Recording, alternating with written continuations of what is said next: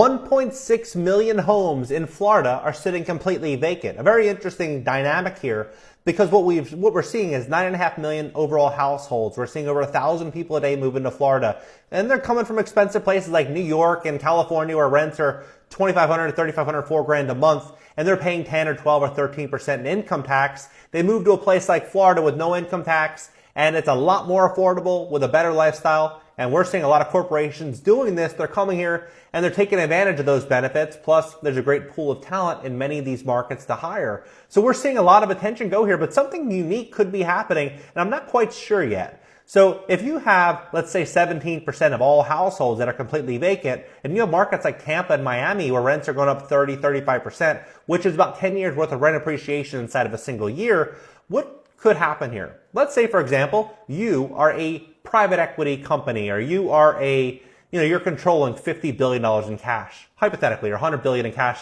And the person to the right of you, one of your friends, is doing the same thing. And a couple of your other buddies, everyone together at the table, they're controlling $100 billion each, right? Let's say, for example, you guys go out there and you say, hey, we're going to take a loss on cash flow. We're going to take a loss on these taxes, but we're going to go out there and acquire a lot of properties and we're just going to hold them, and we are going to build out a false sense of demand across rental properties, which is ultimately going to continue driving rents up. And then as mortgage rates continue to rise, affordability comes down. And then at that very moment, when we're also seeing at that same time, insurance premiums going from, I was reading an article today where it was going from $900 to $1,900 in a single year. What we could ultimately do is we could then list our properties for rent, taking away the demand from these rentals. And then ultimately, those property owners that acquired these assets over the last couple of years and refinanced them are sitting on properties that are bleeding. They're no longer cash flowing. So what are they going to do? They're either going to sell these properties, or